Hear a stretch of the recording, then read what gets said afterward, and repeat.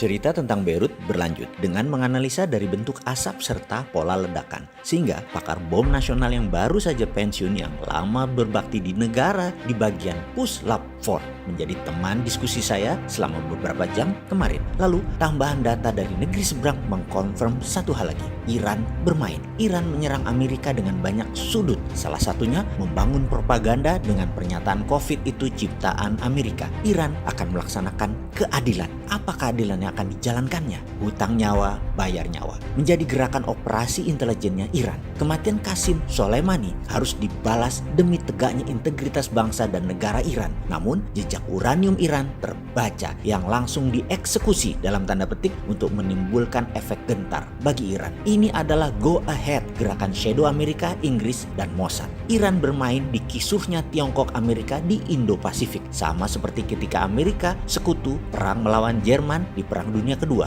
Tahu-tahu Jepang ambil kesempatan di Timur Raya menyerang dan mencaplok Asia Timur Raya. Jepang memanfaatkan kisruhnya Eropa. Iran kali ini juga sama. Dendam Qasim dan rusaknya dunia Timur Tengah oleh Amerika masih meninggalkan bara. Iran memutar melalui Eropa dan pasti akan masuk ke Amerika dari sisi lain, menyerang daratan Amerika, memanfaatkan euforia Pilpres Amerika. Ini menambah seru peta Perang Dunia Ketiga kali ini. Hal yang terjadi di Beirut merupakan wake up call bagi Amerika akan musuh lamanya. Timur Tengah belum bisa melupakan apa yang Amerika perbuat atas mereka, yaitu kerusakan di banyak negara di Timur Tengah. Amerika menghadapi front baru di Timur Tengah. Iran serius ambil posisi walaupun mereka pasti akan menyangkal adanya uranium di Beirut. Namun pastinya mereka siap atas apa yang mereka harus tanggung. Apa yang Trump lakukan? Perang pemilihan presiden, front Timur Tengah, front Indo-Pasifik. 8 shadow man dari tim Reagan sudah 2 kali minggu kemarin dipanggil lagi ke Gedung Putih, dan Roger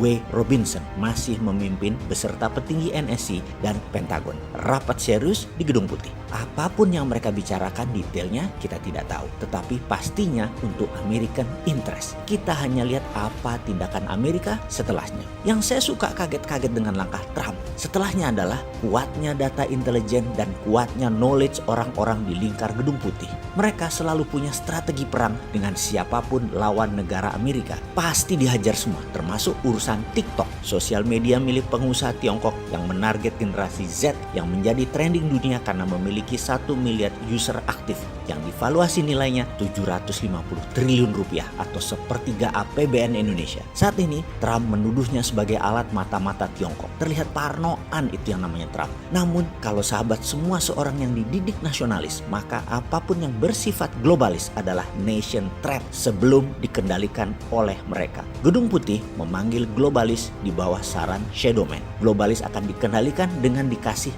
mainan dalam tanda petik. Sehingga beberapa globalis cabal dapat perintah paksa. Apa perintahnya? Microsoft diperintahkan dalam 45 hari melakukan divestasi ambil TikTok. Lalu Mark Zuckerberg dan YouTube harus membuat aplikasi sejenis. Efeknya, Instagram sedang siap-siap meluncurkan Reels, layanan berbagi video pendek yang bakal menjadi pesaing TikTok. Reels bakal hadir pada Agustus tahun ini rencananya. Trump melakukan hal mendukung langkah kapitalis lainnya seperti beredar kabar yang menyebutkan bahwa Instagram berencana menyogok para influencer TikTok supaya beralih mengisi konten di Reels. Instagram konon mengalokasikan dana senilai ratusan juta dolar untuk keperluan tersebut, yaitu membayar influencer pindah. Ini strategi Trump untuk negara mulai kendalikan para kapitalis. Trump berencana juga untuk menandatangani perintah eksekutif yang memaksa ByteDance untuk melepaskan kepemilikannya atas TikTok di Amerika. Benar, Amerika tidak mau apps kebanggaannya Facebook dan YouTube digusur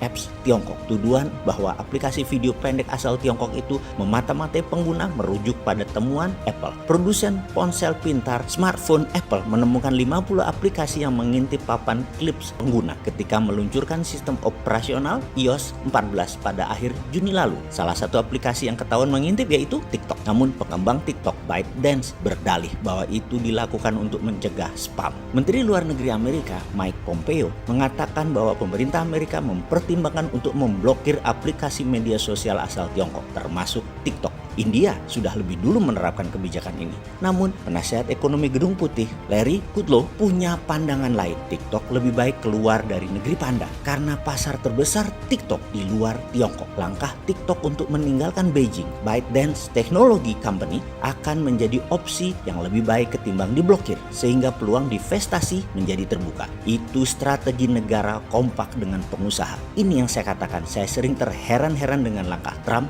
yang membuktikan dirinya nasionalis. TikTok sebentar lagi bisa jadi milik Amerika dengan alasan landasan berpikir nation threat, ancaman kalau tidak dikendalikan. Jadi TikTok, Microsoft, sosmednya Mark Zuckerberg akan dikendalikan Trump sebentar lagi. Kapitalis yang disuruhnya mengambil alih mendivestasi juga mendapatkan kuncian, sehingga dengan satu batu dua burung kena adalah kendali negara atas swasta, di mana oligarki dulu mengendalikan pemerintahan dengan membeli pejabatnya. Sekarang dikunci balik, dikendalikan pemerintah. Langkah ini membuat kita Indonesia harus belajar. Tidak boleh ada oligarki di Indonesia. Tidak boleh ada plutokrasi yang mengendalikan kebijakan bernegara. Oligarki adalah sekelompok orang mengendalikan pemerintahan. Plutokrasi adalah orang kaya atau kapitalis mengendalikan pemerintahan. Uranium adalah ancaman atau threat. TikTok adalah threat dan langsung dieradicate, langsung ditiadakan. Sekali lagi, Indonesia harus berkaca dengan banyaknya kejadian di berbagai negara,